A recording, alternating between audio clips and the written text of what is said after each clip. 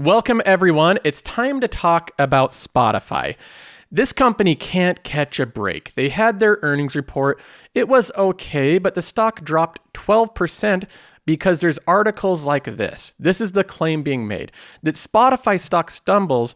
It dropped 12%. That is a stumble after earnings signal that user growth is slowing. Growth is slowing. That's not what you want to hear with a growth company, that growth is slowing. That is the worst thing possible to hear with a growth company. You can hear that the company's not making as much money or it's not being as profitable, these other things, but the actual growth of users is slowing. That is the worst thing to investors. Now, what does that lead to? It leads to things like this. The stock plummeting 10% in like an hour, and then it's down, I think, 11, almost 12% since it was before earnings. So this is kind of the story with Spotify. This is a very volatile stock. Even going back 30 days, we can see that the stock is in the green in the past 30 days, even with an 11% dip. So this is a case of a company that went up like crazy leading into earnings. Investors were like, maybe this company is going to do really good. It's going to continue growing like crazy and beat expectations. And then the numbers come in a little soft, a little bit lower than expected, and the stock goes down 10%, bringing it back to where it was just 1 month ago. And then we look out 6 months and it's all over the place, right? It's up 37% in 1 month, and then it's down 23% in a month, and so on and so forth. That's the stock of Spotify. Investors have a difficult time making sense of it. They don't know what to think when they see reports like this with the growth slowing. But we're going to look at it in this video. I'm going to be going over this report, giving my opinion on it, and the reason that I'm continuing to invest in Spotify. We'll be going over that as well. Now, Spotify is not the only earnings report that I want to talk about.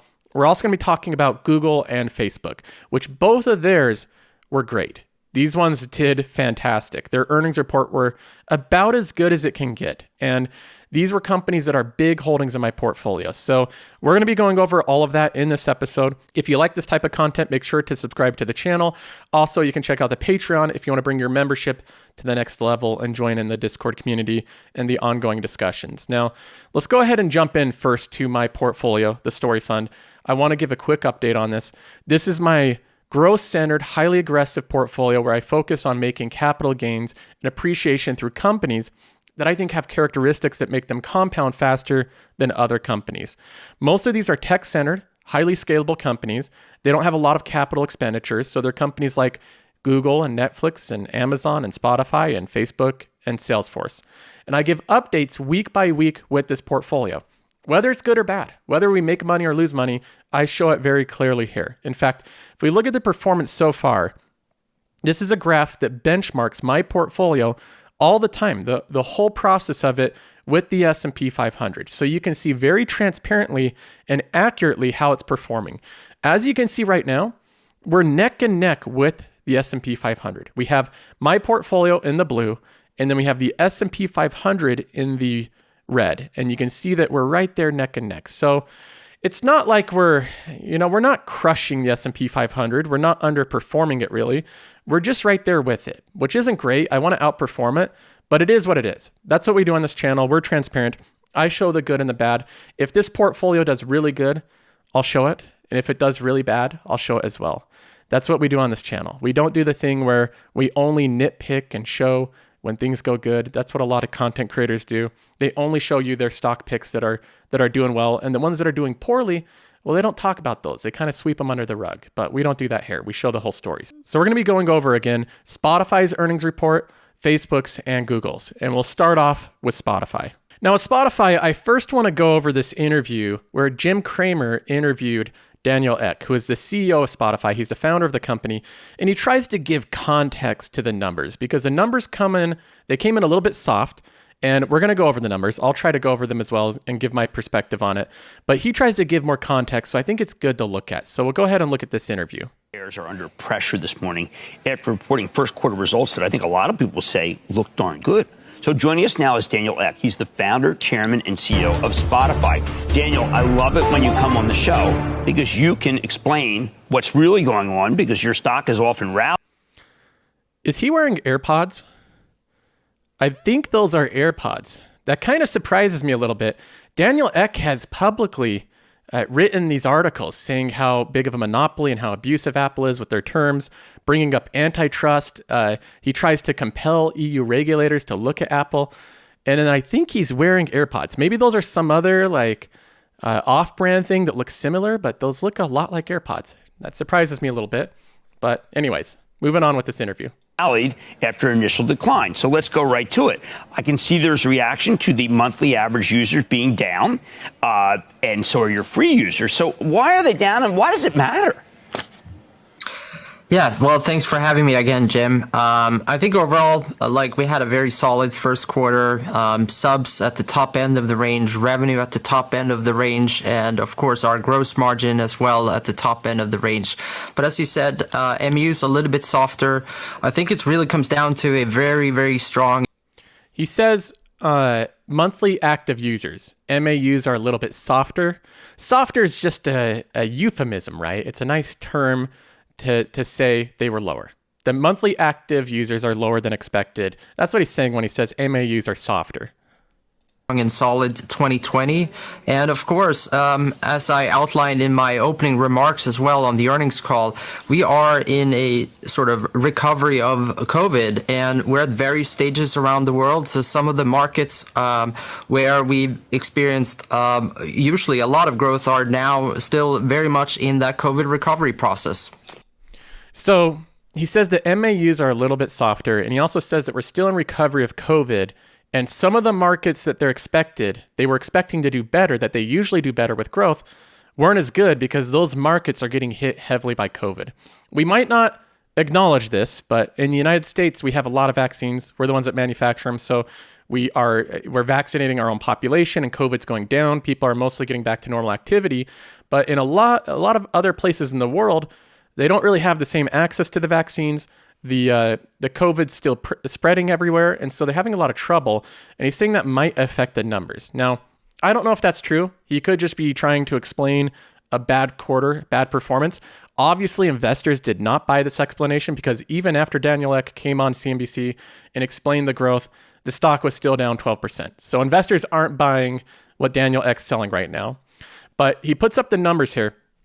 24% MAU growth, monthly active user growth, 21% premium sub growth, 158 million premium sub users, and then 2.6 million total podcasts on the platform. These are good numbers. If you just look at these in a vacuum, they're really good numbers, and it would be confusing of why the company sold off so much with these type of numbers. But I want to look at the actual scale of growth, and it might give a more clear picture. This is what the actual monthly active user growth looks like for Spotify. You can see every quarter, it goes up at a steady pace. And then from Q3, this is Q3 of 2020 to Q4, it went up at a big step, right? It kind of pulled ahead. It raced ahead a little bit too much. And then from Q4 to Q1, it was only a small step. So it slowed down. And that's where this whole deceleration, right? This growth is slowing comes from, is the fact that Spotify grew so fast in Q3 of 2020 or to Q4, and then it slowed down a little bit. And investors do not like this. Investors like linear, predictable growth. They don't like this kind of lumpy growth where we grow a lot some quarters and not as much other quarters. That's not something that investors like. In fact, one thing that accountants know, if you talk to any public accountant or somebody that works for a company and they do the accounting for a large corporation, a publicly traded corporation, they will know about something called income smoothing. And that is where accountants do things to try to smoothen out the graphs of income for a company. They smooth out the revenue. For instance, they will say, we have these big contracts that we can get paid for, but we want to tell the vendor or the person that we're contracted with that's going to pay us all this revenue to hold off until next quarter, right? They want to delay the payment until next quarter because we have too much earnings this quarter. It already looks good. We don't need more earnings, but we need to have good earnings next quarter. So delay the payment until next quarter. Or we should be getting paid next quarter by this vendor, but we're going to try to incentivize them to pay us ahead of time this quarter because our numbers so far aren't meeting our expectations. So we need to smoothen out that revenue. Even though it's the same revenue, they're going to get paid for it. They try to direct the inflows of money at specific time periods to smoothen out the graphs. And companies do that regularly in a legal manner most of the time. I'm sure some of them do it in an illegal manner, but most of the time they're doing it in a legal manner. They do that regularly because investors love that. Investors love the steady, predictable growth. But with Spotify and monthly active users, they can't really do that. You can't direct users to use the platform one month and not another. And so when you have these big steps and then you have times where it slows down a little bit, that's not something that investors like to see. So that's just to show a little bit about the context of it. Overall, the trajectory, the direction that Spotify is going, you can see it's clearly growing. The company's growing. Whether you're looking at premium subs or you're looking at monthly active users, both of them are growing at a steady pace. It just pulled ahead from Q3 to Q4 of 2020, and then it slowed down over the past quarter. But overall, if you were to draw a trend line, it would be at the same exact trajectory. It'd be going at the same exact direction. So in my opinion, I think this is a case of investors not liking the lumpy growth. They just don't like the fact that the growth is bigger in some quarters and not in others, but it's not so much an issue with the overall growth of the company. Now let's go ahead and jump back into this interview. Well, at the same time, we can talk about some price increases here. You can't usually put them through unless you're confident. I find, and I often talk with Carl and David, Spotify's a bill you have to pay. It looks like the United States and UK, you agree with me. Oh, for sure. And, we started doing that about 2-3 quarters ago. I talked about adding another leg to the stool, and the early results that we saw then was very encouraged, and that's obviously continued. And it's on the back of that we felt comfortable rolling it out in more markets. And I'm just very, very encouraged by the result that we're seeing across the board on engagement, and the Spotify users are getting a fantastic value for their money. So he notes that Spotify is a bill you have to pay, meaning when you sign up for the company, when you become a premium user, it becomes a big part of your life. It really does. Music service is something that people that haven't paid for one and don't use one, they kind of scoff at. Why would you pay for music when you can get it for free? But then you sign up for a service like Spotify. You start making playlists. You start picking out your favorite podcasts. Spotify has a good recommendation system. They get you ingrained in the service. It has all these things to keep you tied in. In general, it's just a very sticky platform. It keeps users, it has a very high retention rate, and 70% of the users that leave, they return back to Spotify within 45 days, which shows that it has a little bit of a network effect and it has some sticky aspects to the company that keep people from going to different platforms like Apple Music. I've personally used both Spotify and Apple Music. As you know, I'm an Apple fanboy. I have it as one of my biggest holdings in my dividend portfolio, and I prefer Spotify. So I think it's a better streaming platform. So Daniel Ek tries to give some context to this, but it really isn't something that most investors are buying. Now, I don't want to give the impression that everything is bad for Spotify, because it really isn't. When I look at their quarterly report and try to figure out what's going on, there's a lot of good things happening. They had stronger than expected Q1 revenue. So their revenue is going well, and that's in part because of their podcasts. Their podcast business is doing well, especially their acquisition of the Joe Rogan Experience. So a lot of people are saying that Joe Rogan's going downhill since they left YouTube. Not really. In fact, Spotify is saying that the increased subscriber growth and user engagement can be attributed in part to the better than expected performance of the Joe Rogan Experience. So in my opinion, this podcast for $100 million was a great investment for Spotify. What happens is people want to watch Joe Rogan. They go over to Spotify because you can watch it there for free, even if you're not a premium subscriber. But Spotify knows that they gain the majority of their premium subscribers from people that were previously free. So they're on the free tier. They sign up just thinking that they're going to be, using it for free, but then they like the platform enough that they pay for the premium, and then they're hooked for life. So this whole podcast, I think, is helping with engagement, and it's getting people more into the ecosystem and the platform of Spotify. Despite the controversies of dumb things Joe Rogan says, this just causes more drama and more debate and more discussion, which leads to more users on Spotify. So I think the Joe Rogan Experience was a very good acquisition for Spotify. And then on top of that, again, looking at these numbers, if we zoom out on the big picture and look at a year-to-year comparison, look at the growth of this company year over year. All right, we're just starting Q1 of 2020. We just got through that, but we're going to see how it turns out for the rest of the year. If we look at the revenue segment, look at the revenue of the company year over year. The revenue is growing like crazy as well. The company is growing in both revenue and in subscribers. There's nothing overall wrong with the company. And so even though I'm currently in the red, and I think that investors have irrationally sold out of the company, I'm still bullish on it. It doesn't change my thesis. There's nothing really concerning that I see in this Q1 report. So I'm going to continue to hold this company, continue to dollar cost average into it, and buy when there's any significant dips. But right now it's hurting my returns. I think the company, overall, I think it's going to do really well. And I want to reiterate the fact that right now Spotify, the most updated number is that it currently has a $50 billion market cap. $50 billion for a company that has, let's see, it has 356 million monthly active users, and it's selling for $50 billion.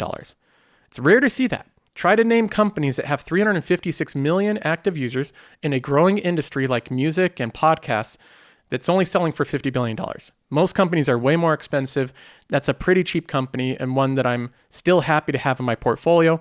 I'm still very bullish on it, despite being in the red right now. Now, moving on, we have Google, which is quite literally my top conviction and my top holding in this portfolio. It has the top spot with a 15% allocation. That just shows you how bullish I am on this company and how good I think the risk-reward profile of it is. I said openly 1 month ago in a video titled Why I'm Buying Google, right? That was the title of it. And I said openly that Google, I think, is the best growth opportunity, the best growth investment in the market. Based off of the price it's trading at, and based off of the growth trajectory of the company, the fundamentals of it, the industries that it operates in, the assets it has like YouTube and cloud and business software, I just think that Google is the best investment right now. And I've been buying this company in the largest position, 15%. And so far that's turned out pretty good. In fact, if we look at the performance, you can see what happened after their earnings report. Google went up 4%. And I think it will go up even higher, another 5%. And even over the past month, it's up 16%, almost 17%. So this is a company that's on the move. It has momentum, it's going higher, and I think deservedly so. I don't think it's getting ahead of itself. In my opinion, right now, I want to reiterate that I believe that Google is undervalued. I think this is an undervalued company, and I think that the price of $23.80, I think it should be right now currently above $2,800. And I think it would be fairly valued at $3,000. If it goes below $2,000, I think it's an absolute steal. But this is a company I'm very bullish on. I think that over the next 5 years, the assets that they have will be way more profitable than they already are, and they're already very profitable. Now, if we look at the earnings report, it shows you in part of why I'm so bullish on this company. I thought that it was going to grow, and it's growing rapidly. It says that Alphabet reports big earnings beat as revenue growth is 34%. Now, let me just say that the analysts don't have a clue with their predictions. They've been wrong over and over again. So unless the company is highly predictable, they really can't guess what these companies are going to earn. Alphabet beat on their Q1 top line growth, bottom line, so revenue and earnings. The stock rose 4% after hours. And then here's the kicker. Here's the big line. YouTube ad revenue grew nearly 50% year over year. Yes, you heard that correctly. 50% year over year. That is massive growth. If you look at that on an actual graph, you can see that illustrated here. So let's take a look at this. This shows the breakdown of Alphabet or Google's growth. This yellow bar here in 2018 is YouTube's ad revenue. You can barely see it. It's $3.6 billion, which is kind of like a little, that's a little line item on Google's balance sheet. 3.6 billion, not much. But then what happened from 2018 to 2019? It went from 3.6 billion to 15.14 billion. 3.6 billion to 15 billion in 1 year. That's YouTube. 1 year from 3.6 to 15 billion. It almost sounds made up, but it's not. That's how quickly YouTube is growing. And then it grows again 50% from 15 billion to almost 20 billion. 15 to 20. This is massive growth for an already huge platform. Now, just to illustrate how rapidly YouTube is growing, just to give it some context and a comparison, YouTube is a media juggernaut that could soon equal Netflix in revenue. That's from CNBC. YouTube alone, just that one thing could equal the revenue of Netflix. And Josh Brown was on CNBC. He said he thinks that YouTube could even possibly pass Netflix. No, let me say this clearly. YouTube is going to pass Netflix in revenue. It's just a matter of time. If you look at the growth rates, it's literally inevitable. YouTube is growing at twice the rate of Netflix. If you look at the growth rate, it's twice as fast. and they're on track to pass Netflix by early next year. They're going to be equal with Netflix if they continue with their current growth rates by the end of this year. Now, it could be delayed further. Netflix could have a really good end to this year, which I think they will, so they could fend off YouTube for a while, but I think it's an eventuality because YouTube has all the advantages. YouTube has it easy. If you think about what Google's done, all they've done is made the platform. They just organize a platform. They make it so that you can click on videos. They have an algorithm, and all the content creators do all the hard work. They have to create the content. They're the ones creating the thumbnails and doing analysis and creating scripts and doing production. YouTube doesn't have to worry about any of that. They just collect 40% of the ad revenue that all the content creators are earning. So YouTube's in the best situation, and YouTube really doesn't have any competitors, right? Netflix, they have to work out contracts with all the production companies. They have to come up with all these good scripts. You have to pay all these people to do this, and they're competing with HBO Max, Apple, Amazon, Disney, so on and so forth. And apparently YouTube's another big competitor for them. So between this battle of YouTube and Netflix, and as much as I like Netflix, YouTube is a clear winner. They are a clear winner in my mind. They're going to continue to grow. The platform's too good. There's not enough competition for YouTube, and the content is created by content creators that do this by themselves. They're not having to work with YouTube. So the platform naturally will grow because it has the network effect of every single additional content creator they have on the platform makes the platform itself more valuable. So I think YouTube has the clear advantage in this race. They're going to be, like CNBC says, a media juggernaut, and it's going to make up an increasingly large portion of Google's overall revenue. This is a huge growth path for Google. The other businesses of Google certainly aren't a drag. Having Android, having the App Store, having the cloud businesses like Google Drive and all the products they have, the email and everything like that, none of that is a drag on Google, but YouTube is clearly a massive growth opportunity. So with Google and looking at the growth trends overall, you can see the massive amount of growth in the past couple quarters compared to the year before. It's still growing rapidly, and I think that's going to continue. And the revenue growth, the top line growth, operating income, the net income, all of that's growing the same. It's a highly profitable company. Every part of the business is growing. This is one that I think you have to have in your portfolio. And that is why Google is the top holding in my portfolios, because I think it has the highest likelihood of outperforming the general market over the next 5 to 10 years. That's what I'm looking at. I think Google is the best bet, and I'll let you know if my thesis changes on it. Now, next up, we have Facebook, another one of the bigger holdings in my portfolio. It's right there. I have $4,400 worth of value in it. I'm up $906 on this company. Facebook's a company that I don't personally love the products. I'm not on Facebook.com all the time or the Facebook app making posts and arguing with people about whatever. It's one of these companies that I think it's okay as a product, but it clearly has a monopoly in social media, and it's completely saturated the United States, and it continues to have growth outside of the United States. It has a huge network effect, meaning that every new additional user adds value to the platform, and it makes it more difficult for other competing products to try to take market share. If we look at the growth of Facebook, you can see the breakdown of it quarter over quarter. In the blue, you have the United States, which is mostly flat. In the orange here, you have Europe, and then you have Asia Pacific in yellow. This is where it's actually growing. And then in gray, you have the rest of the world. So if we just broke this down and looked at just the United States, you notice that it's mostly flat. It's not growing in the amount of monthly active users in the United States or the daily active users because it's already at almost 200 million per day. That's everyone. It's completely saturated the United States. They have no room to grow. They can grow with the amount of engagement and how entrenched you are in the service and the amount of money they make per user, but they can't grow in the number of users because there's not enough people in existence. The same thing can be said for Europe. It's growing a little bit, but not a whole lot. Most people in Europe that want a Facebook account already have one. But if we add in Asia Pacific, we see a lot of growth there. It's not flat. It's growing every single quarter. And then if we look at the rest of the world, emerging markets and places that are getting more infrastructure, more internet, Facebook continues to grow, and it has that natural networking effect, that natural monopoly that continues to go into the rest of the world and expand over and over again, quarter after quarter. So Facebook's one of these companies that continues to grow on a global scale. They have a natural monopoly. They have huge network effects, and I don't think it's going anywhere. So even if you don't personally like the product, you have to look at it in terms of an investment. It's a good investment. They have an enormous amount of growth ahead of them. The advertising market continues to shift away from traditional television advertisement, right? Cable TV to applications like Instagram and Facebook. So this is a company that I think is a necessity to own as a growth investor. If you're wanting to create a growth portfolio, Facebook, I think, is one of the necessary holdings that you have to have. Now, the company grew its revenue by 48%. A lot of this was signaled by Google. People saw that Google was growing and they knew that Facebook would be as well, because they're both a duopoly.